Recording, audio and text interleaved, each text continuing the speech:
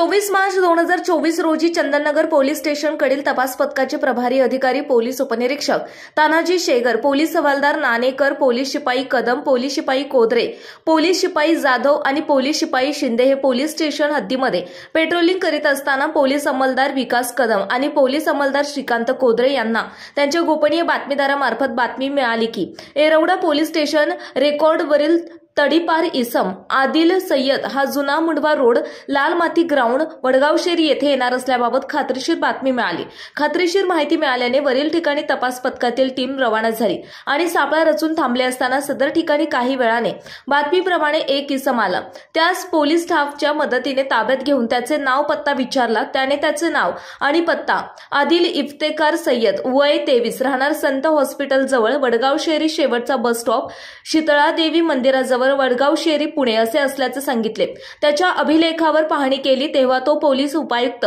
परिमंडळ 4 यांचा हद्दपार आदेश क्रमांक 27/2023 दिनांक 7/7/2023 अन्वये सुधारित महाराष्ट्र पोलीस अधिनियम सन 1951 चे कलम 55 प्रमाणे पुणे शहर पोलीस आयुक्तालय, पिंपरी चिंचवड आयुक्तालय, पुणे जिल्हा हद्दीतून 2 वर्षांसाठी हद्दपार असल्याबाबत निदर्शनास आले। त्यामुळे तो सदर तडीपार आदेशाचा भंग करून मदतीपूर्वी कसलीही पूर्व परवानगी न घेता पुणे शहर आयुक्तालयाच्या कार्यक्षेत्रात मिळून आल्याने त्यास चंदननगर पोलीस स्टेशन येथे आणून त्याच्यावर चंदननगर पोलीस स्टेशन गुन्हा रजिस्टर नंबर 142/2024 महाराष्ट्र पोलीस अधिनियम कलम 142 प्रमाणे गुन्हा दाखल करून अटक करण्यात आली आहे। सदरची कामगिरी ही पोलीस आयुक्त अमितेश कुमार, सहाय्यक पोलीस आयुक्त प्रवीण पवार, अप्पर पोलीस आयुक्त पूर्व प्रादेशिक विभाग मनोज पाटील, पोलीस उपायुक्त परिमंडळ 4 विजय मगर, सहाय्यक पोलीस आयुक्त येरवडा विभाग संजय पाटील यांच्या मार्गदर्शनाखाली मनीषा पाटील, वरिष्ठ पोलीस निरीक्षक Chandannagar police station,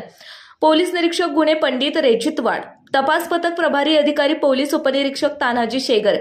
police अंमलदार Avinash Sankpal, Shrikant शेंडे, विष्णू गोने, महेश नाणेकर, सचिन रणदिवे, शिवाजी धांडे, गणेश हांडकर, शेखर शिंदे, श्रीकांत कोदरे, सूरज जाधव, नामदेव गडदरे, विकास कदम, ज्ञानोबा लहाणे यांनी केले आहे।